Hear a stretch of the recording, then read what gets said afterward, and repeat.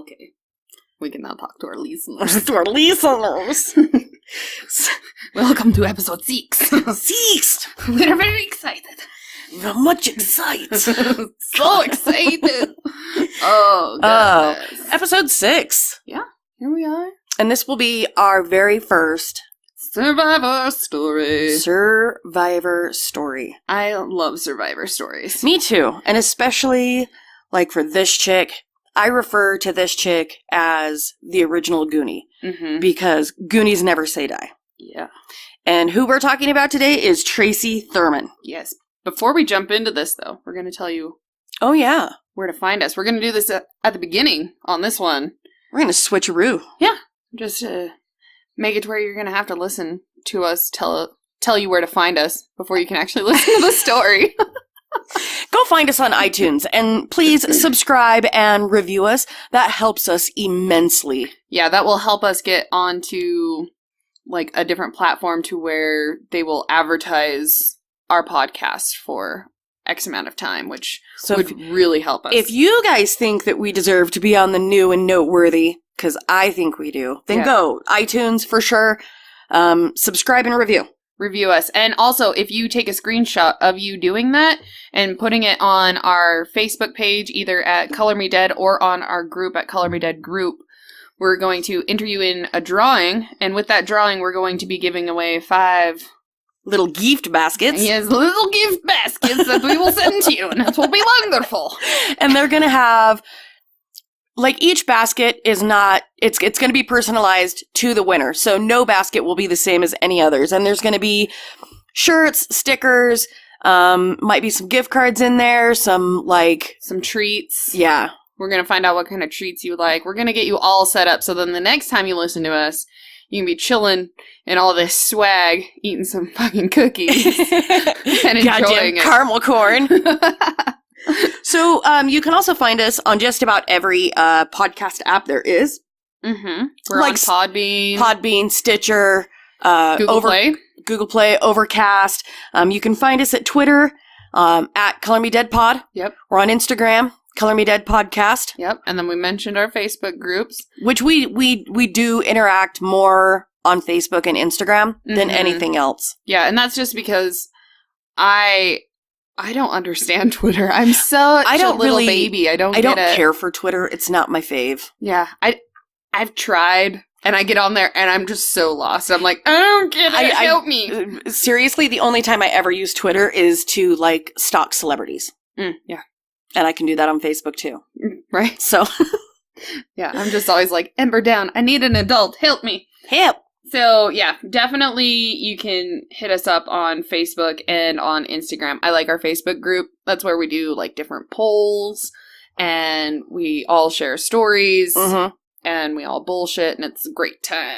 Great time. Definitely catch up with us on Facebook, and once again, iTunes, subscribe, and review. Yes, and we'll also give you a lovely little shout-out, too. If you do those things, if you share.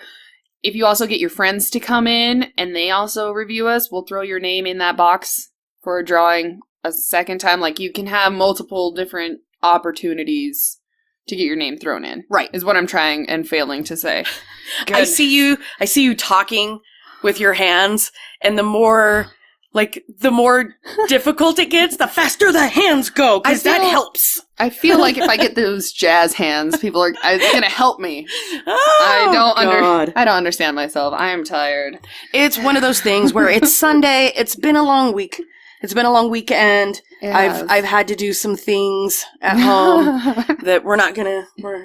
Anyways, moving on. Tracy Thurman. Let's get to the story now.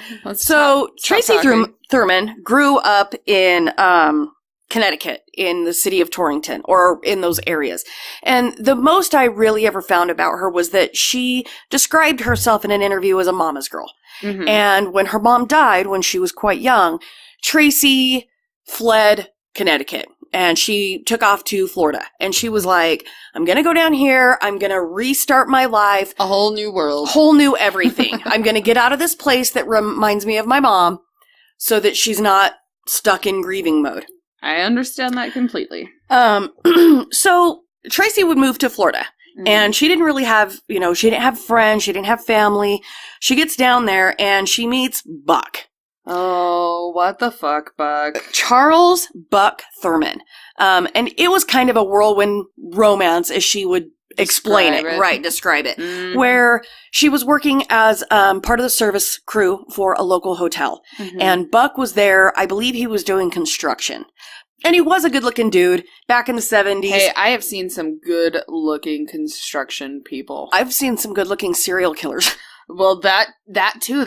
They don't look how they should. No. And if they should, they would never have a chance to kill because everybody would be like, fuck you, creepy guy. I know, right?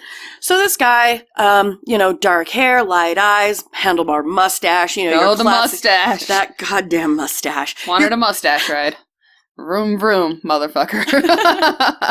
He was that classic good-looking guy. He said all the right things at all the right time, and she was alone. Mm-hmm. And so immediately, very charismatic guy, she sucked right in. Mm-hmm. So they start dating. And during the course of their dating, Tracy finds out that his dad was actually an alcoholic and was very abusive to Buck's mom. Oh, that's always nice to hear. Big fucking red flag, ladies. If you get into a relationship with somebody and you're still in that get-to-know-you phase, and their dad's like, well, I used to thump on his mom, but I've been to rehab. I ain't done it in years. Yeah, it's probably, be cautious. Take a step back. Maybe reevaluate what the fuck you're doing. Yeah. So, apparently... Buck was actually really close to his mom, which makes me sad that he would turn out to be much like his dad in that. Well, even way worse. Way worse. But you would think if you are close to your mom and you saw your mom getting hurt, you would want to do everything in your power to make sure that that kind of thing didn't happen again. Right. But it kind of goes with that whole thing of, some kids follow in their parents' footsteps, other kids go the complete opposite. Right. So if you have an abusive... wife-beaten dad, you're either gonna turn out just like him, or you're gonna be so far the opposite. You never even raise your voice at somebody else type of thing. And I wonder if it was just that thing where he never saw the way you were supposed to treat a lady, or the way you were supposed to love a woman. And so maybe that's kind of my guess, is probably the second there were moments of aggravation or whatever, his go-to was what he learned. Right. Yes. And so I don't know, maybe that monkey see, monkey do kind of a thing. So Buck's father would actually talk about how he went to rehab. And so he did get help for his anger and his alcoholism. Unfortunately, the same could not be said for Buck, because during their dating, he would, hit walls and he would get upset and grab her and shake her or throw things or break things. And it just continually got worse. And if not the stuff before, by that point, it's time to go. Right. There are many other people in the sea, ones that don't try to break shit or put their fists through walls. Or can keep their shit together when they're upset. Or to, keep their hands to themselves when they're mad. Right. We all learn that. Keep your fucking paws to yourself. Hands and feet and other objects to your goddamn self. Yeah. So it would go into marriage, and Tracy was under the impression that she could fix Buck. Whatever it was, whatever issues that he had, she would be able to put him back together. Yeah. Unfortunately, a lot of people feel that way. Both male and female. Right. Feel that they can... Sorry, I just heard a crash outside. My son dropped something, apparently. But it's one of those things where I think a lot of people get into those project relationships where there's something so enticing about them that when you see the flaws, even though they're huge, scary flaws, you still think, it's all right. It's okay. I can fix it. Yeah. I'll make it better. Yeah, which relationships should just add to your life and not be... It's not a fixer-upper. No. And you're not flipping a house. Stop it. I realize that every relationship is work. Mm-hmm. And it is. Once you start getting to know people, once you're living together and, you do that weird thing where you poop with the door open or they see you at your very worstest. Mm-hmm. I get that. But if somebody is a complete shit show, don't try to fix them. Yep. Get out. You're not super glue. Yeah. Don't. Just don't. Don't. Just please. So she's down in Florida. She would leave Buck a few times, but she would always go back for whatever reason that he was able to convince her. Well, that goes along with a lot of cases of domestic violence and things like that. Like, they always have an excuse. They always have an apology. Right. And most of the time, they're good that 90% of the time. So it's just that little 10%. And they tried to excuse that of, it was just a one-time thing. I didn't mean to. I did it because I love you so much. Please I just come get so back. mad. Yeah. I need you. Right. Like, they're very manipulative. Right. And he was that guy, good-looking guy, saying all the right things, handlebar mustache. And they really, that handlebar mustache. Goddamn handlebar mustache. They really shine on the good things that they do. They really do. And and then that's what sucks them in, because they're like, well, it is right. Look at all these things that they do give me. It's just a one-time thing. All these other things that are so right. Mm-hmm. And then that's one tragic thing about domestic violence, right, and why it still happens all the time. It's very hard once you're in to get out. I agree. And that's just it, and it would go into Buck and Tracy then end up pregnant. And she's under the impression now that I'm going to have this baby, things are going to get better. He's going to be better. The abuse will stop. The anger, that's all going to go away. Mm-hmm. Somehow the baby was going to be the magic Band-Aid. Yeah, babies are never magic Band-Aids. They're wonderful things, but they are stressful even in the best environments. I think I think you have to be pretty solid in your relationship to have kids. Mm-hmm. Because children are a shit ton of work. It is a lot of fucking responsibility. Well, and they're stressful too. So if you're taking somebody that can already not handle stress and already gets angry and violent over little tiny things, you throw a baby into that mix, it's only going to make it worse. And just watch the shit show get even bigger and bigger. Ugh. Hurricane Shatrina? Hurricane Shatrina. Fucking shitstorm Hurricane Shatrina. So Tracy would actually go, so the baby's born, and they name him Charles Jr., so they've got little CJ, and the abuse doesn't stop. It actually gets worse. I mean, like, to an alarming state. Mm-hmm. So she flees. She bails. She gets her fucking kid, and she runs back to Connecticut. Unfortunately, Buck would come with her. Not come with her. Follow her. Mm-hmm. Chased her down. So she was actually staying with some friends in Torrington when Buck showed up, and he's sitting in their living room, and he's telling Tracy all these wonderful things about how he misses her, how he loves her, how he wants to raise this family. Because there's an audience. He wants the audience to be like, oh, he really is trying. Right. And do that good guy thing where I'm going to put on a good face and say all the right things. Mm. Unfortunately, as soon as her friends left the room, Buck attacked her and actually attempted to choke her and told her that nobody would raise their son without him. And it got a ballsy piece of shit. Fucking stupid fucking mustache. Ugh. All frazzled in a fury. I'm just going to go ahead and say it.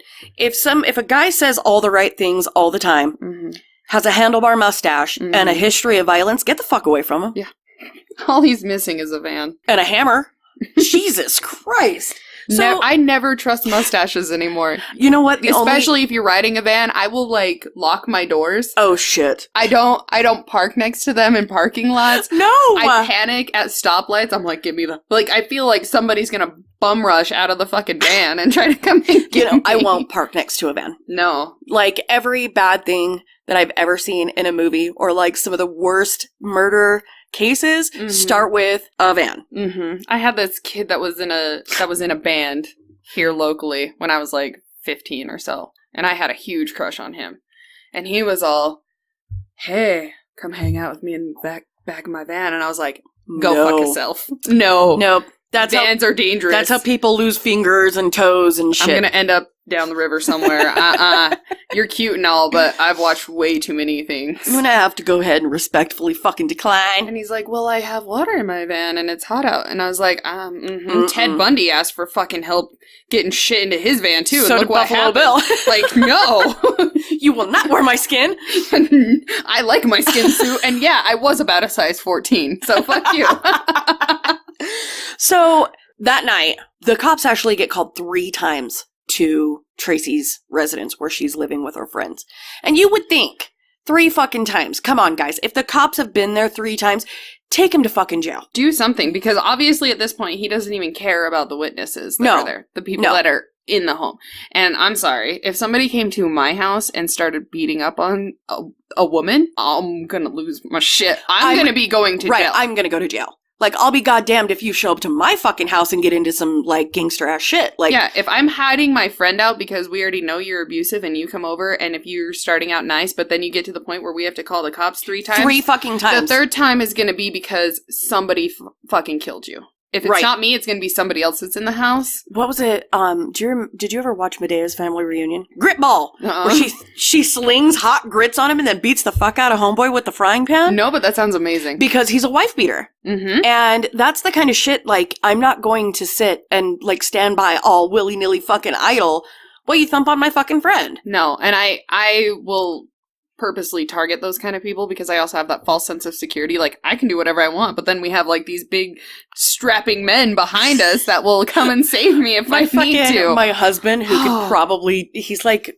the Mountain from Game of Thrones. He could probably annihilate an entire population of fucking citizens on his own. Yeah. And then Quinn has, like, this weird strength. I've seen him do some shit that makes me his Mongo strength. So I just apologize to Quinn and Spencer now for all the times I've tried to target abusive dickholes, shitty, nasty people with that assumption that, you know, I'm untouchable and I am safe. You know what, though? Like, at the end of the day, I'm glad that I do have Spencer on my side, but I'm kind of like a little rabid Tasmanian devil. Like, when people talk about their spirit animals, mine's a raccoon, and it does have rabies. It does. I will fuck you up. You would. It's okay. It's the tiny things you gotta be wary It really is. And I have sharp teeth. So... Anyway. So 3 times. And this kind of plays into how you guys need to understand how much effort Tracy put into trying to get help. Because he would later attack her and take their son and be like, fuck it, if you want your kid back, you have to come get him. And once you're here, you're not leaving type shit. And I'm not 100% sure how she got her son back that time, or if he finally just relented. I don't know. And let her have CJ back. But he actually, there was one time he attacked her in broad daylight in full view of an officer. And I guess he just didn't know. He didn't see the officer, but he punched a fucking hole through her vehicle windshield. Which, the amount of anger I think that would have to be able to, like, punch through a windshield. Right. I've never tried it. Speaking of mongoloid strength. Yeah, right. Jesus Christ. But he would actually get arrested for this this specific instance. And I think that, unfortunately for Tracy, if that cop hadn't seen that, nothing would have happened. No. And he was sentenced to 6 months in jail, and it was suspended on the condition, the fucking pinky promise, that he would leave her the fuck alone. Hey, listen, your mustache is majestic. I'm gonna do you a solid. If you can pinky promise that you'll just leave this bitch alone, we'll let you end your mustache free. Just swearsies. Look me in the eyes. Tell me that you're not gonna keep thumping on your wife. Because at this point, people know. People have seen it. The cops have seen it. But nobody's really acting, you know, and she's calling... And she's asking for help, and she's just not getting it. Well, and there's that whole thing of, well, you guys are married, so, I mean, it's not like some random dude is coming and thumping on you. Sorry, there is a little fly I was trying to attack. Okay, I wish you could have seen what I just saw from over here. I'm so sorry. Because you were, like, clasping your hands together. Oh, man, that was awesome. Sorry, that fly was coming at me, and I didn't know if it was a fly or, like, a baby spider. I was not taking any chances. I don't blame you, dude. You don't want to get in this rat's nest. It will never get out. I don't do spiders. Like, many things I can handle. Spiders are not one of them. Exactly. All right. So, 6 months. He was supposed to go to jail. Pinky promised, made some blood oaths with the fucking judge. Tied beards together. I don't know. Rubbed their mustaches together. Mustache promise. Kind of like a nose kiss. Eskimo kisses. And they essentially let him walk free, which so stupid. Did not pan out. So Tracy had been attempting to get a restraining order. And unfortunately, it never, wasn't going through. She wasn't getting the help. People weren't taking her serious. Yeah, well, because at this point, you've had, at least we know, documented times of cops showing up 3 different times for him. Oh, yeah. Her already leaving multiple different times. Right. Him having to go to jail for punching through a fucking windshield. Oh, yeah. So those are just the things that we know. There could have been countless other... Well, and if you watch, there's a made-for-TV movie called A Cry for Help. It's the Tracy Thurman story. Great thing to watch. It's an amazing, and I think you can find it on, like, Amazon Prime or Amazon, but there's clips of it on YouTube as well. And one of the worst clips, I know for a fact, is available on YouTube if you want to check it out. But, I mean, it went so far as, like, a few months after he was arrested for punching a hole in her fucking windshield, a neighbor called, went to her, called, said, hey, Buck's like 3 streets over. Be aware. And you have to understand, this is like in the early 80s. So there were no cell phones. No. So there was that long cord on the phone that you could walk around the whole house with. Right. And then we get all twisted up and you'd have to spend hours undoing that fucking ball of shame. Essentially, by the time you get off of a nervous phone call, you've cocooned yourself in a fucking telephone cord. You've slowly strangled yourself like a fucking boa constrictor. It's true. But it got so bad that neighbors were warning her. Yeah, so it's well known. And getting that phone call, you have a young child with you. Right. You get a phone call that this asshole who you are terrified of is a couple of streets over. Like, what do you do? What do you do? So you call the police. You ask for help. And they're essentially telling her there's nothing we can do. So... Do you remember that mustache promise you made? Come on. You said... You promised. We rubbed. Our womb brooms touched. And you said... And you said you would leave her alone.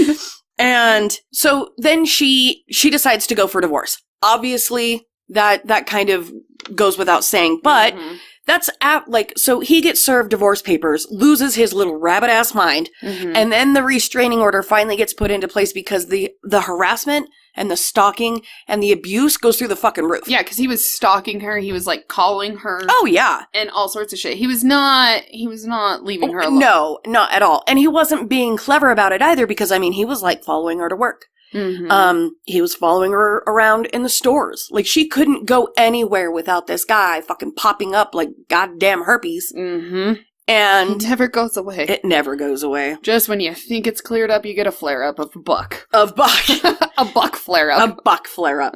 And so she finally gets a restraining order. And Tracy tells quite a few people, I mean, like, coworkers, neighbors. Everybody knew. She's like, he's gonna kill me. Like, I feel like he's gonna kill me. So, Buck attempts a few more times to try and be Prince Charming and sweet as can be and try to persuade her to come back. And at this point, she's like, fuck you, fuck the horse you rode in on, fuck your mustache. Fuck that mustache. Fuck your van. Get out of here. And he goes ballistic. Yeah, he goes from nice guy to super angry guy. Doesn't he start telling people where he works? Like, what he's going to do to her? Oh, yeah. He actually... So, I believe he was either a cook or maybe a dishwasher at a local diner. And he brandished a knife, was showing people a hunting knife that he was like, I'm going to kill her. Oh, good. Showing these people a fucking weapon, talking about how he was going to execute his wife. And I wonder if I'm sure they would have to know that he was fucking violent piece of shit. And I just don't know if it's that thing where because they had such a tumultuous relationship where she would leave and then go back and then leave and then go back, which doesn't excuse anything. No. Which it goes into that, it plays into that thing where we talk about lawfully, legally versus ethically and morally. Like morally, if somebody shows me a fucking 9-inch hunting knife and says, I'm going to use this to kill my wife, I'm calling the cops. Yeah, me too. And I'm going to say, you need to arrest this motherfucker. Him and his mustache need to spend some time in county. His mustache had a knife as well. You should probably just take him in. Just go get him, tiger. Go get him.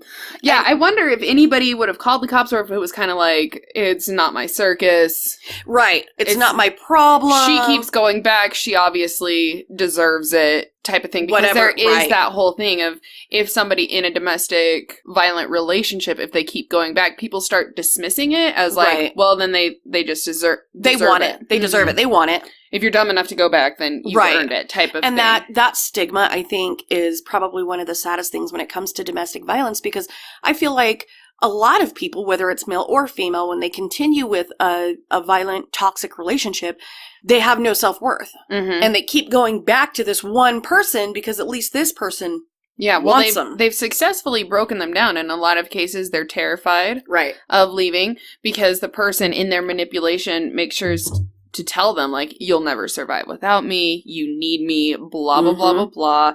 They also get to a point, I know of a few people personally, where they get to the point where they thought that they've earned their abuse. Right. Like, they'd be like, oh, it's been a couple of years, I'm due for one. Right. Type of thing, which is just so...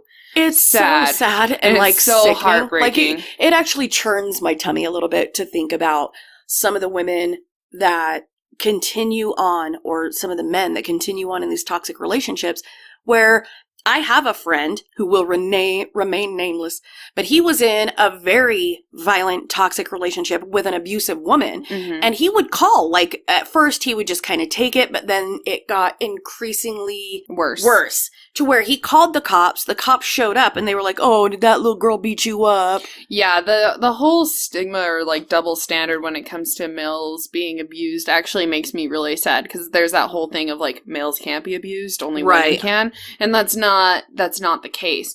And I'm so grateful that there are places now where people can flee abusive relationships. There's sites that you can go on. There's places in town. A lot of people will take in families that are trying to escape those abusive places. Right. And so if you are somebody that is in a certain sort of abusive situation, don't be afraid to reach out to somebody. Get help. Because call 911 and order the pizza. Yep. If you've never heard of this, feel free to Google it, share it, where you can actually call 911 and order a pizza, and the operators are now trained to treat that call as like a private code. Yeah, like a code for help. Right. Because a woman actually did that, and the cops actually showed up, like, right on time. Before he completely annihilated. Which also brings me into, I totally want to do an episode sometime of just 911, like, calls and, like, confessions of the 911 operaters. Have you ever read any of those? Oh, dude, I got knee deep into some 911, like, where it talks about the one call that, like, haunts them forever. Yeah. And I think you and Quinn had posted it, and I started reading it while I was at work, and I had to get up and go ugly cry in the bathroom for a few minutes because I was like, Jesus Christ. Yeah, it's a lot of things that people don't really think of when they're like, oh, they called 911, but 911 has, like, this nameless, faceless thing where person on the other, right? But you realize that's actually a person. That's a fucking human being with feelings and a heart. Yeah, we actually have a friend who is a 911 operator. Well, Jitney and Jolie, and my friend Steven is actually, they're all 911 operators. Yeah, and some of the things that 911 operators have to hear and have to go through, like when I was reading all those confessions, oh my God. It tugged my little soul. It broke me a little bit, I'm not gonna lie. But I want to cover that sometime. We will. When I'm stronger mentally to be able to do that without being, like, crying onto the microphone. Right. We're gonna have to, like, ugly cry weeping. You guys just hear me do that gut-wrenching in the middle of a cry. Yeah. That would be ugly. Yep. So, moving on. Shows a knife. He's gonna kill her. Right. He's brandishing a knife. So, sometime later, few days later, Buck actually shows up to Tracy's residence, and they live in kind of like this apartment complex area. And so it's broad daylight. This would all go down June 10th, 1983. Is that June 10th, 1983. So he shows up, and he is screaming for Tracy to come down. And he's pacing back and forth like a weird little caged animal. You know, he's shouting for her to come down and talk to him. He wants to see her. He wants to see his son. And, do we know, sorry, random, not squirrel hunt, but random thought popped into my head. Was he ever, like, on any drugs? You know, because how he acts sounds like a lot of things that I've seen personally when somebody's been methed out. I wouldn't, as far as I can remember, it didn't talk about any drug use. I know he drank. Could there have been drug use? Absolutely. Was there? I'm not 100% sure. Okay. Sorry. That was one of those random... No, it's a thoughts. It's a reasonable thought. Why I want to figure out... What the fuck was wrong with him? Yeah. So, I think he was just psychotic, dude. I think he was your classic narcissist. I think... He liked that control. Mm-hmm. If I can't have you, nobody can. Yep. Very much. So... We had to pause. We had a little intruder. And now we've lost our spot. Well, he's out there, but meh. So anyway, so Buck shows up to the house. And she, locks her doors. Right. She's up in her apartment. She locks the doors. And she has a really brave friend who goes down to distract Or Buck. a dumb friend. I'm not sure. Courage and stupidity are right there. Oh, fuck. It's kind of like that thin line between love and hate because I walk that fine line a lot. I would probably be that dumb friend that would be like, fuck yeah, I'll go down there and I'll talk to him. Oh, shit, yeah, I got this. Let me go down there and talk to this fucking wide-eyed wildebeest that's, pacing. With a knife. Yeah. I got this. It's fine. Right. It's fine. No big deal. Oh, so Tracy won't come out of the apartment. Obviously, I wouldn't either. So she calls for help. She calls the cops. Again. And they're like, oh, what's the problem? She's like, you know what the fucking problem is. There's a restraining order. He's on my property. He's harassing me. He's freaking out. He's saying these things. Right. Help me. Please come. So the call gets dispatched, but an officer wouldn't even show up for an hour, 45 minutes to an hour. Yeah. So Tracy's friend goes down. Way to be on top of it. Jesus. Good. 911, sense of emergency. Fucking now. We could get 2 towns over in an hour. Seriously. We'd be halfway to, a major city within an hour. Seriously. And I know, based on what I read and what I saw in the movie, this was not a huge town. A call like that where they were responding to an angry, violent person violating a restraining order should have only taken 10 minutes. 10 minutes tops. They should have been there. So Tracy calls again. Please help me. Buck is down here. He's screaming. He's erratic. I need help. Yep, we're on it. We've dispatched somebody. Oh, the sweet wee lamb that they dispatch. Who was all my prostate. I gotta go take a piss first. And I will refer to this guy as Deputy Dipshit. He actually returned to the station to use the restroom before he would actually go and respond. He left to go to the call, decided, I have to piss, and came turned back. Around right. to come back. Went back to the station, took care of nature's call, and then decided to respond. All right, so he takes his piss. So he goes. Finally on his way to respond to this goddamn call that took 45 minutes. 911, urgent. Guess not in Torrington.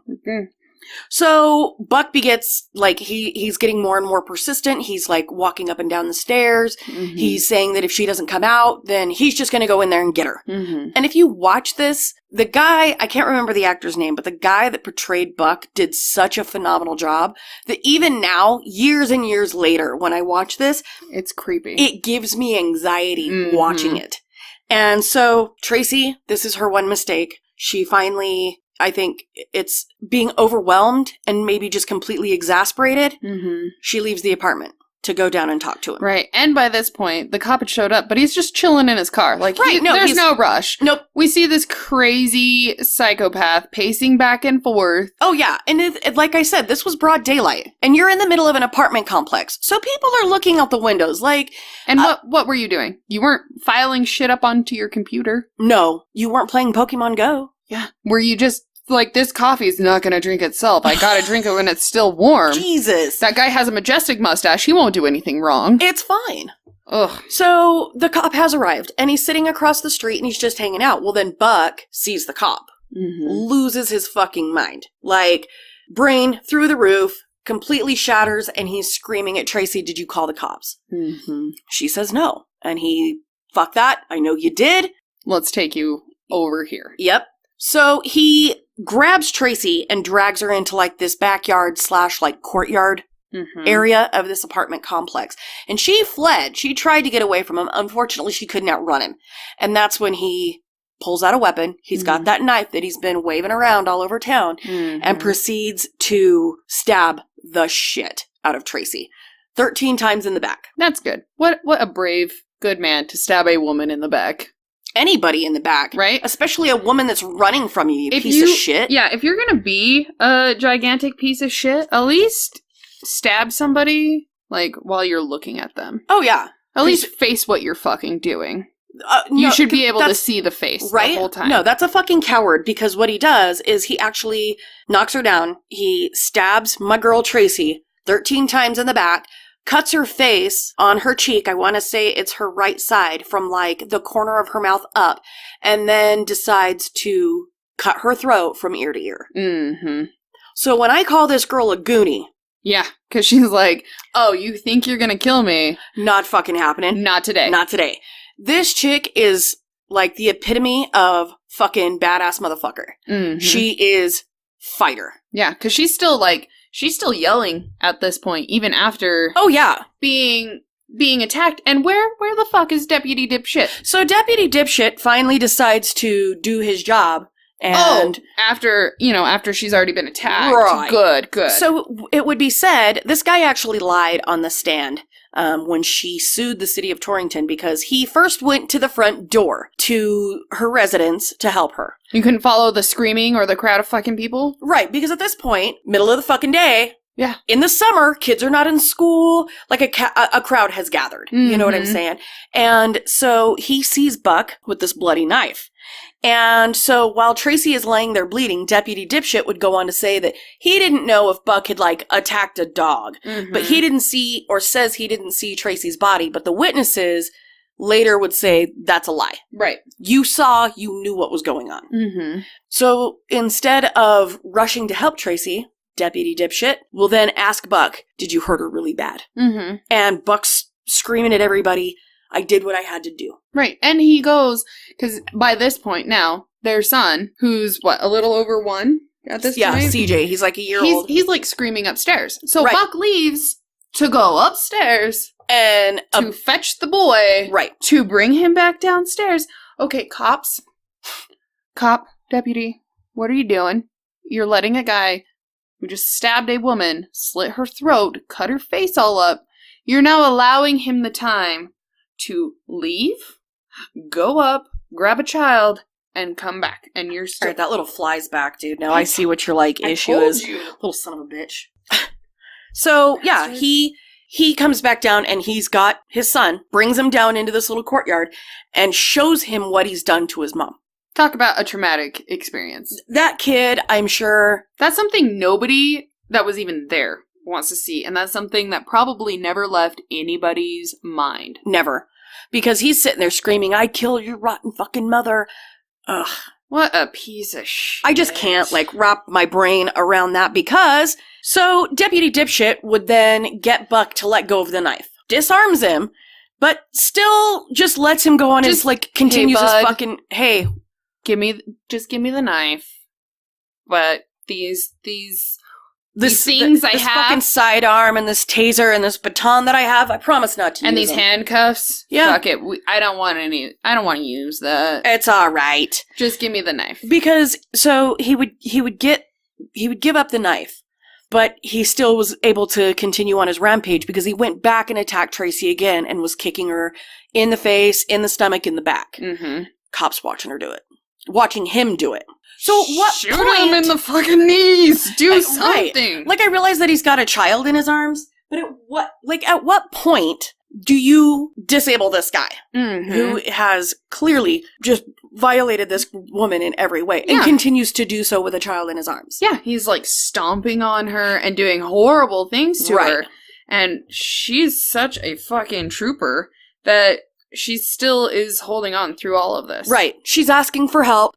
And there's men that have now gotten involved, and they're trying to take the baby away from Buck, and they're trying to restrain him. Mm-hmm. And Buck would actually go back and stomp on Tracy's head and neck numerous times, and it actually broke her neck. Ugh.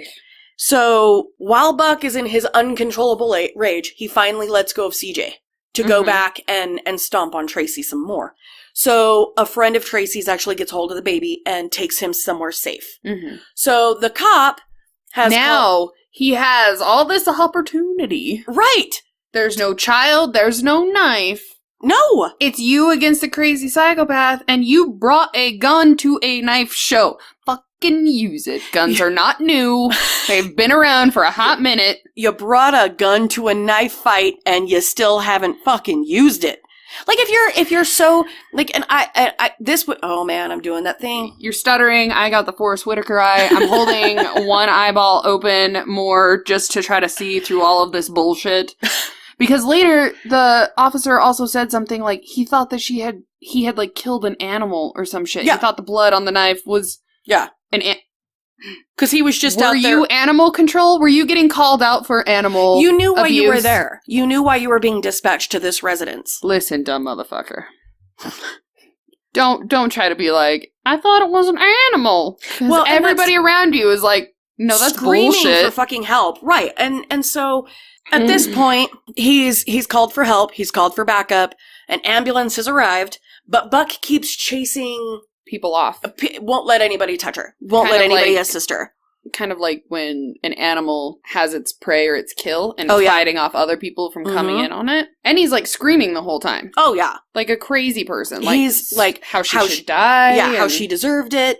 How he just wanted her to die. Let me kill her. Finally, the officer gets to Tracy, and he's sitting with her as other officers try to restrain Buck. Mm-hmm. And they get her into the ambulance, and Buck flies into, like, even further he's, like, trying to attack the people that are helping her. He's trying to get into the ambulance. Yeah, he jumped into the ambulance and was trying to continue to attack her. What a scenery just full of fuckery most foul. To watch, like, a crazy person. Because more cops by this point have showed up, too. Yeah. And everybody's just like, yeah, we don't know how to grab this person. We don't know.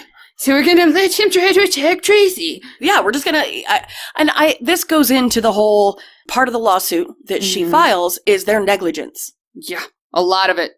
From start to finish. But before we get there, we're gonna we're gonna talk about... She gets whisked off to the hospital. Mm-hmm. Buck finally goes to fucking jail. Finally. And how long did the attack go on for?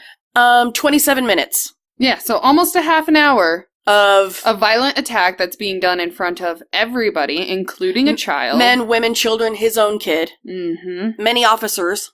27 minutes of a woman being attacked and bleeding to fucking death in the street. And she's still conscious because even as she's, like, leaving and shit like that, doesn't she ask about, like... Oh, she wants to know if her son's okay. Yeah. That was her first and, what a fighter. That was her first thought. Fuck you and your mustache. I'm gonna live, and I want to make sure my kid's okay. So, broken neck, 13 stabs, slit throat. Cut up face. She's a goddamn champ. Is my son okay? Fuck. So, then, after he's finally subdued, and he's taken off to jail, she goes to the hospital. Back in, I think it was an interview that she did in 1989 with the Washington Post, they would have different witness, like, accounts. And I'm sure that, like, during... something like that's really traumatic, that's completely insane. Different people remember different things, but the information that you find in A Cry for Help is pretty accurate to what all the witnesses, like their statements said. So she sustains a broken neck. She's been stabbed 13 times. She got a cut to her cheek that extends clear to her mouth, and then she had her throat cut from ear to ear. And she would also end up with a really gnarly tracheostomy scar. Yeah, trach scar. So she was in the hospital for a long time, like 7-8 months, where she would have to do physical therapy, which, and I think part of her physical therapy got fucked up, like it got prolonged because she sustained a spinal cord injury while she was trying to recover. And get, like, movement and stuff back. Because after her neck was broken and all the stabs and the slicings and different things like that, like, she sustained, like, lifelong injuries from that. She has, on her right side, her right leg is particularly weak, but she has, like, permanent numbness and paralysis where she doesn't have full use of, like, hand, leg, that kind of thing. And where she had to do, like, her physical therapy to, like, reteach herself. Like, how to walk and, like, move her arms properly. She ended up in the hospital in a wheelchair for most of that time while she was fighting. And one of the saddest parts is that she would be separated from CJ this entire time. And the first time that he sees his mom and son have been now separated for 8 months. Oh, and she wasn't allowed to look at herself. No. At all. And the first time that CJ saw her, he spit in her face and said he wanted his old mommy back. Yeah, well, because for him... Could you imagine seeing your mom with her neck like that, where it's been like stapled and stitched shut? She's now got like all these scars, and it would probably be really scary. Well, yeah, and she still had like marks, right? Like phantom fucking bruising and shit. And so for a child who he was, by this point, he was just like around 2. Yeah. That's not the same mommy that he remembers. No, his mommy was beautiful and perfect and different things like that. And this person kind of looks like his mom, but it's not.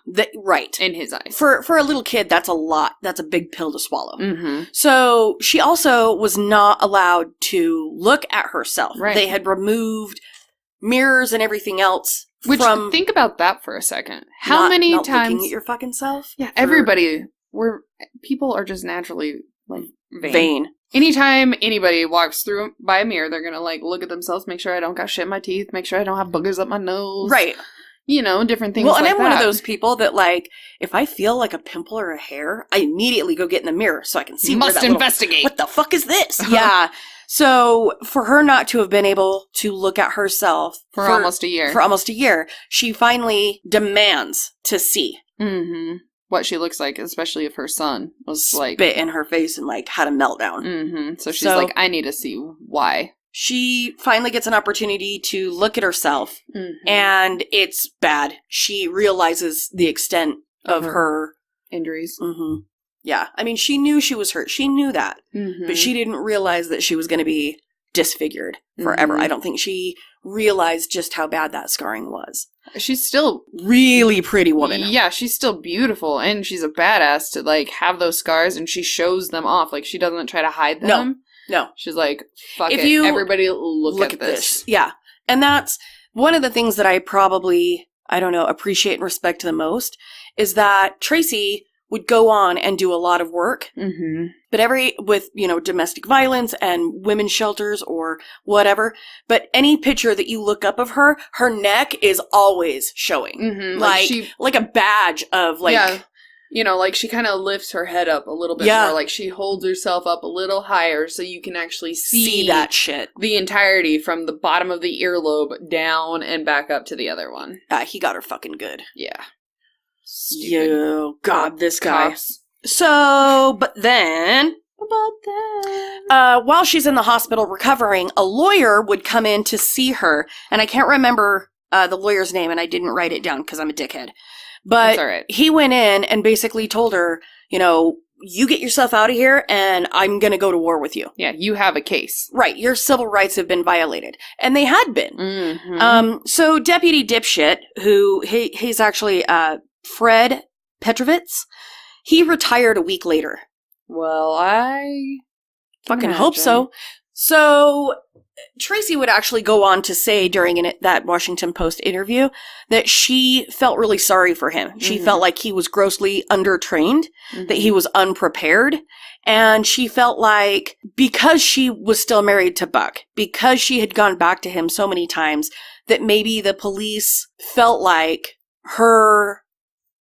Yeah, like she was trying to take some of the responsibility for her attack. She was doing that thing that some people do that they don't have to do. Nobody deserves to be attacked. No, like and that. there's no excuse. No. Not for Buck's actions, not for the lack of police response. It doesn't matter. They were called to do a job, which is to protect and serve. And at the time in life, they didn't take domestic violence as serious as they should, especially when it came between husband and wife. Right. And during that same interview, Tracy would go on to say that she actually sees this officer around town. She doesn't talk to him, but she actually feels bad for him because the entire police department tried to use him as kind of the scapegoat.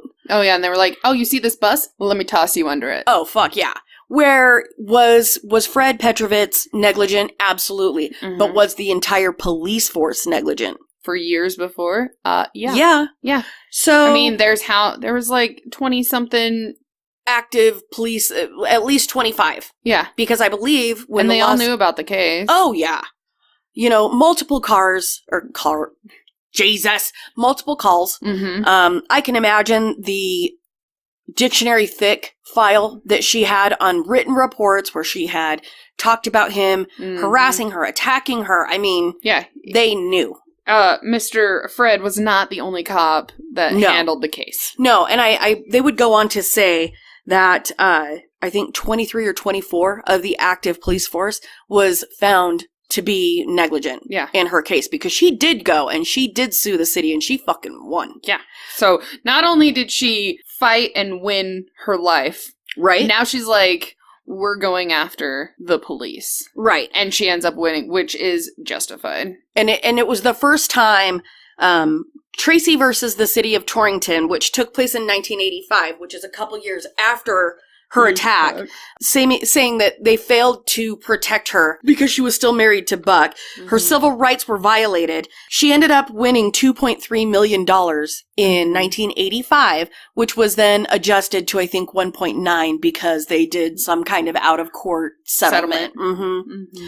The 14th Amendment has actually been modified to specifically include domestic violence of married.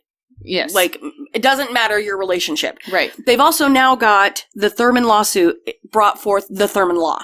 Thank goodness.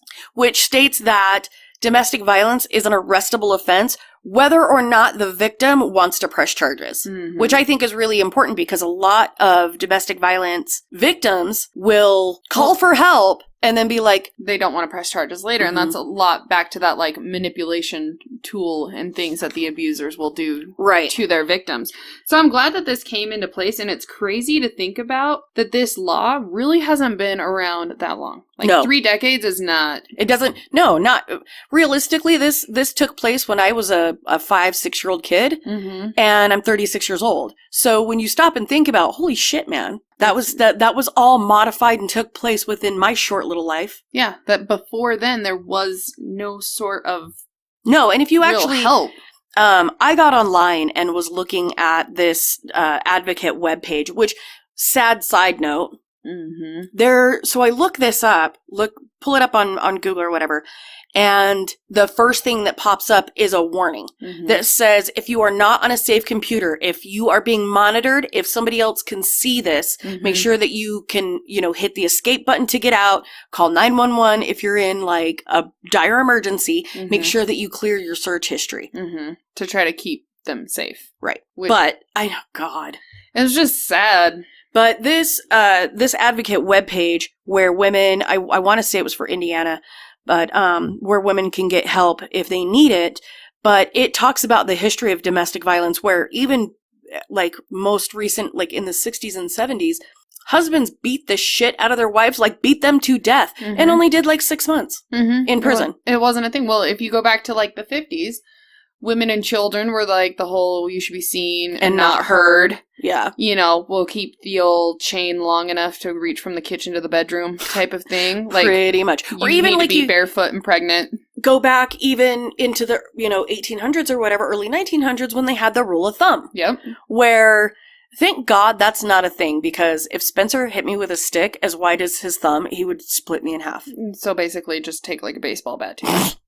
But that's the kind of mentality that we're facing. So when people are like, oh, that happened 30 years ago, dude, that's not that long ago. No. Well, and it's also with that whole thing of when you're in a married relationship, they kind of viewed laws different, which is why all these laws ended up getting changed after Tracy won all of her cases. Right. And that's because, you can't really abuse your wife. You can't rape her. You can't rape your spouse. Yeah, you can't really, like, beat on them that much. I mean, it's not as serious You're married. Yeah. And I think that was a big portion of why Tracy was treated differently by this police force, was they were technically married. Mm-hmm. They were married, and she kept going back. Right. So why invest their time, energy, and effort into doing something if she's just going to go back to him anyway? And that was their mentality. Mm-hmm. So, which is why they lost, because they're fucking stupid.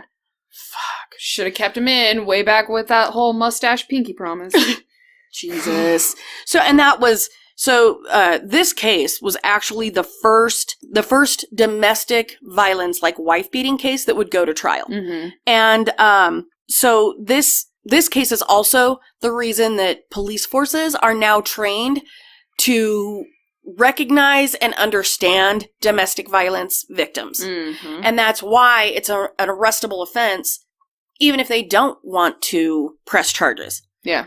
Because I think back then, they didn't have that training. They didn't understand, and they were just like, whatevsies. Yeah. Yeah, and she would be awarded all those compensatory. Thank you. You're welcome. I can't wordificate. I get merds mixed up. Compensatory. Strategery. Let me bush my way through this podcast. Oh my goodness. Because like we were saying earlier, that they did find that there was 23 officers that were negligent. Of the current that didn't police. give her equal protection under the law because of the reasons that we've already discussed. Hammered in. I know. It's important. And hopefully these people took a lot away from this, not just nightmares, but like a sense of urgency for all people, that no matter who a person is, they deserve to be protected. That is your job. That was your oath. Yeah, and luckily this one had like not a happy ending, but she at least survived. Where in a lot of cases, right, a lot of women, after trying to call the cops that many times, would stop calling because they're not getting help. There's no point. And calling only pisses off the person more. Right. So if I'm not going to get help, right, and it's just going to make my life worse, why? But she at least fought, and she lived. Because I think if she would have died, we wouldn't have had these laws until later. It would have taken another extreme amount of negligence to get this into the spotlight. Right. Well, and they would actually opened up over 700 shelters for over 91,000 women and 131,000 kids for like troubled homes, domestic, whatever. Right. Which before, could you? No. Could you imagine? Sure can. What the fuck were people supposed to do? Yeah, where would you go? That's why a lot of people stayed. They had nowhere to go. Because she didn't, her mom was dead. Mm-hmm. She didn't have a lot of family. Mm-hmm. She had her friends that she could rely on, but where the fuck where was she supposed to go? And where was she supposed to go where he wasn't going to find her? Because he's found her every other time. Right. So there's that whole, defeated, yeah. Mm-hmm. Well, and they actually talk about 3/4 of domestic violence, like assaults and cases, actually take place after the couple has separated. Mm-hmm. Yeah. So it's probably a situation of it was bad when we were together, and then once they separate, it gets worse. Yeah, because they don't have that same control. It's that control. And I need that back, so I'll go to whatever I can. Right. And there was actually they put the focus of one case in the spotlight in that movie, The Accused, with Jodie Foster, where a young woman was actually gang raped, and 3 or 4 of the men that attacked her ended up doing prison time, but she got dragged through the fucking mud because they were like, oh, she's a barfly, she's seen with different men all the time. No, I don't give a shit. I don't care if they've got a nasty girl reputation. I don't care if they go home with different guys all the time. That doesn't make it okay. Yeah. It doesn't make it okay to beat them. It doesn't make it okay to rape them. Mm-hmm. And then for people to victim shame or victim blame after the fact, fuck you guys. Right. Don't try to, and I think a lot of people do that as a way to take the severity of what may have happened, so they don't have that kind of feeling. Right. It's easier to be like, oh, well, she was just a whore, rather than to be like, no, she was brutally fucking raped and didn't deserve it. People like that. That separation of justifying your feelings or your lack of feelings, I guess. Which is why I feel like you need to face stuff, which is why in our podcast we try to give as much information as we can, because I think it's important to face it. It is. You can't stick your head in the sand anymore. No. You have to look at these things, and people need to take rape cases seriously and domestic violence cases seriously, because both of those, most of the time, they're not going to regress. They're not going to just stop. Most of the time, it's going to escalate to a point of stabbing. Mm-hmm. Then you're going to get a murder on your hands. Right. Where if it would have been taken seriously back, you know, if you rape somebody, I think that you should do some time. Absolutely. If you hit somebody, you should do some time. Not just be like, pinky promise mustache rub? You're fine. 6 months suspended because you handsome Were they like, I mean, like, were the cops and Buck and like the judges or the prosecutors, did they like play fucking softball together? Were they on the same bowling league? Because how did you look at this fucking guy and be like, hey, Champ. you. Hey. Gee gosh darn shucks. We kind of have to do our job, but we think you're a dashing fellow, so... So 6 months? Yeah. Just kidding. We'll Just suspend kidding. that. Just kidding. You're gonna be out tomorrow, buddy. We'll see you on Wednesday, slugger. Right? What the fuck? Yeah, I don't know. So... Anyways. Buck would actually be released from jail in 1991. Mm-hmm. He was given a 20-year term. 14 years of it were actually... like, suspended, and I believe he only served 7. Oh, yeah, good. For attempted murder. Good. You see all this happen. The police get sued, all these different things. He's a big old butthole. He lost his parental rights, which thank you, Jesus. For that. For that, at least. For that. Because Tracy would actually remarry, and the guy that she married adopted CJ. Yeah. So she's good, but you get this asshole who only has to serve 7 years. I don't think that there should be a parole. I don't think that there should be a good behavioral... I don't care how well you do in fucking prison, because most of your rights are stripped away by that point. I don't think that, oh, well, you did a good job. You ate all your fucking dinner. You can go. Well, in 7 years. Not enough time. That's all he's going to get for... She has lifelong injuries from this. Right. Things that she'll never recover from. I know people that go to jail and stay in jail longer for drugs. For having some weed on them. Weed. But you can slice up a bitch, and you're fine. You can stab a woman damn near to death, and that's fine. 7 years, you're good. You're good. So he would actually be released. Mm-hmm. 7 years, that's it. That's all the time he got. And in court papers, it was actually noted that Buck Thurman's father... The abusive guy, alcoholic. That went to rehab. That fixed himself up. Good for him. Yeah. Good for him. At least, and you know that he probably feels guilty and a little responsible. I would hope so. You would think so. I would hope so. Yeah. So he actually contacted Tracy because Buck expressed a desire to, quote unquote, finish the job. And he made it very clear that once he was released from prison, he was going back to Tracy for one of two things. Either we're getting back together, or I'm really going to kill you this time. And I'm going to do it when nobody expects it. Yep. After my probation is done. Oh, yeah. I'm coming. Okay. That should have been mentioned also, in my opinion, should have been directed right towards the cops, and and then at that point they should have been like, you know, maybe you're not ready to leave then. Right. Maybe let's some new things have been brought to light. Let's go ahead and maybe keep you around for just a little bit longer. Would be my guess. Would be my hope. But apparently it didn't do that at all. No. So he would actually, he would end up getting remarried and having another child, Buck. But then riddle me fucking this. What woman? Another woman that wanted...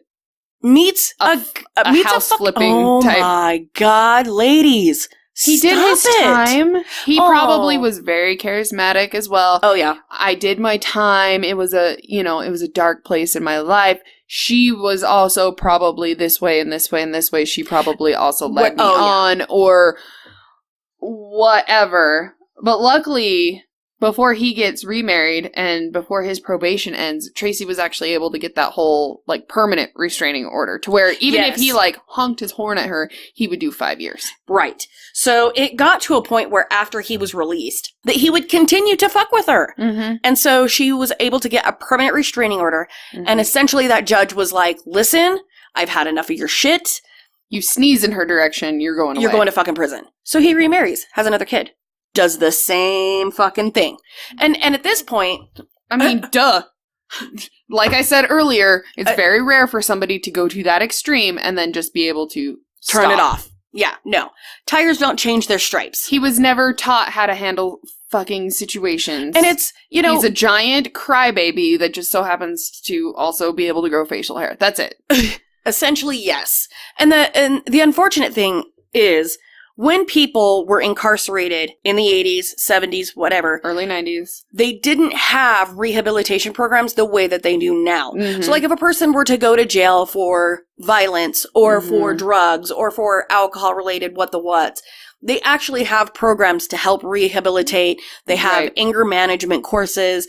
I mean, shit, you can essentially at least try. Right. Now. Right. Rather than just being like, yeah, you're good. We're just going to throw you in this fucking pit and feed you bologna sandwiches for a few years. And then you're good. And hope to God you don't do it again. Yeah. So, Buck, who would lose all sense of anonymity. Oh my God. Bushificate it. Just fucking go with it.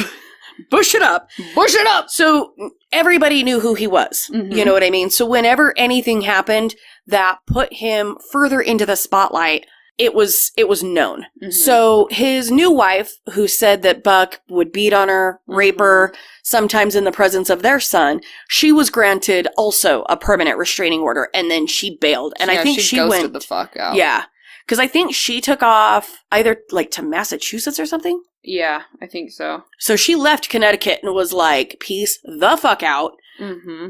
But why? Why would you even get involved with a person who went to prison for attempting to kill his wife in the presence of his first child? Yeah, I don't know. I'm going to assume that he was able to jump right back into that. I can explain this all away. I'm going to be the best person ever, and he probably waited because a lot of different times people will wait to reveal that like monster within themselves until after there's been like all of this falling in love, everything's safe, everything's good, and then I'm going to slowly start and I think tossing that out. What's really unfortunate, so it's one of those things where, like, I wonder if he specifically looked for a type of woman that maybe wasn't as confident or didn't have... or wanted to give him everything type of situation. But my question is did he ever go to jail after beating that wife? What did he do? What happened to him after that? I don't know. Nothing. He had a suspended sentence, another suspended sentence. I think he only did a few months after the second wife was granted that permanent restraining order. Mm-hmm. I think he only did a couple of months. Well, that's good. For beating and raping her. And I wonder how many other women he went on to be with. Where is this motherfucker now? I want to find him. Right? I almost... Kate, how has he not been found and been stabby McStabbed? I don't know. I don't know if he's just like... My eyeballs are twitching. Oh my God. Got the Whitaker. Whitaker! I don't know if he just went into, like, hiding. If he, like, went off the grid. He knew what was good for him, he did. I don't think he even changed his name. Because you can still Google Charles Buck Thurman and find all kinds of shit. What a ballsy piece of shit. So I don't know if he's just in some tiny little town and lives in the mountains and like fucking raises his own chickens and shit to stay away from people. I hope he doesn't have another woman in his life. I do too. I hope he's just miserable. And then he steps on every fucking Lego. Oh, I hope every Hot Wheels car. Fucking tax. Really? Like, I hope that he has some kind of, like, debilitating, progressive, just body decaying disease. Mm-hmm. I hope he gets all the fucking paper cuts. Every time he touches something, just paper cut. And then instantly puts lemon juice in it. Go wash your hands in some Fast Orange, you piece of shit. Piece of shit. Oh, I hate him. Hold him down and dry shave his mustache. Yeah. That's gonna fucking razor burn for a while. I hope that fucking stings, you piece of shit. But it's one of those things where I always, because I'm a big domestic violence advocate, and I know that your family has some advocates as well. People, if you see something taking place that is not right, I don't care if it's a man hitting a woman hitting a man, or whatever, or a person hitting a kid, stand the fuck up. There are many places to call, but first, the one thing that can actually help a lot is if you are seeing that, like, in public, if you're like, hey, fucking don't. Right. Type of thing. It usually only takes one person to actually stand up, and then more people will start standing up and start pack mentality. Yep. Start supporting you. And, if you have somebody that is reaching out to you that is saying, hey, I'm scared, this is what's going on. Right. Try to help get them the help that they need too, because a lot of cases they don't want it to be known because they're afraid of what will happen if they find out that they're trying to get help. Or even it's, it could be a pride thing. It could be a fear thing. It could be, and like I said, I don't care if it's a man hitting a woman hitting a man, whatever. Stand up and say something and do the right thing. Yeah. And I'm so glad that she did not let him have what he wanted. No. He wanted to take her life, and she was like, fuck you. And she goes on to, help so many other people. Right. So many, advocacies and... Well, and anybody that can look at her and be like, okay, Tracy did it, I can do it too. Mm-hmm. You know what I mean? Exactly. And I think that that's an important part of life for domestic violence survivors and victims is to see that it can be done. You can get help. You can get out. Yeah. And that's another reason why cases like when Jodi Arias was trying to say that she was a victim. Oh, fuck. Fucking pisses me off because there are women like Tracy Thurman. There are many men and women out there that don't have a name or a face in this whole situation because they keep their shit private. Right. They suffer in silence. And then you have somebody that abuses that uses that as a target. And then to that point, now everybody's going to start side-eyeing. Right. When somebody tries to step forward, when they finally feel brave enough in those moments, because it's usually a split-second decision. Right. Where they're like, I'm going to try to get help. Right. This is my one window. And then immediately everybody's like, well, are you sure? Yeah. Are you really getting abused? Or are you just trying to is this for attention? Are you trying to get back at him? Or are you just mad? Mm-hmm. And that's really unfortunate. That. It happens a lot. Nope. Let's try this again now that we've unmuted the microphone. Oh, yeah. We had a pause for children, and then we were just talking away and realized nothing's happening. Well, whoopsie. But you were saying that you wanted to link some sources. Yeah. Link places for if you know or if you are in an abusive relationship, anybody that is those hotlines to be able to reach out. Because sometimes, maybe if somebody is listening to this podcast and there's that number in the information, they can hurry and pop over and call. Yeah. Because there are a lot of things. If, reach out to somewhere, anywhere, anonymously, do what you need to do to not only keep yourself safe or to keep your friends safe. Well, and they actually have the National Domestic Violence Hotline is 24/7. It is totally confidential. Mm-hmm. It's 1-800-799-7233. And the hotline.org is where you can actually look and get some help. As soon as I pulled it up on my phone, it also gives you that safety alert. Computer use can be monitored and it is impossible to completely clear. If you are afraid your internet usage might be monitored, call the National Domestic Violence Hotline at 1-800-799-7233. Or there's that 1-800-787-3224. And we're going to link this. And that's that's the Talk to Touch for hearing impaired line. Okay. So get involved, people. Just stay aware, and you just know that you can totally make the difference in thousands of people's lives by just doing the right thing. Yep. And that you can get out. And, you can. There are going to be people that will take you seriously. Yes. And that are going to do everything that they can. Yes. To protect you. Also, if you're calling police and police aren't responding in the way, don't give up. Don't. Keep calling. Become a nuisance. Squeaky wheel gets the grease. Mm-hmm. And it's just one of those things, guys. Stay safe. Mm-hmm. Stay out of chalk lines. Please stay out of chalk lines. Don't date guys named Buck with mustaches. Fucking never trust a mustache. Never trust a mustache and stay out of chalk lines. Unless it's like Sam Elliott. All right, you had to throw that one out there because that immediately gave me lady bone. I know, there are some people that can pull off the mustache. I'm just so mad that so many people have fucked up the mustache for everybody because they had to be weird. Way to ruin it for everybody. Yeah. Except for Sam. Except for Sam Elliott. I mean, he's old, but he's still... Dude, that man is sex. He is. I'd bang him like a screen door.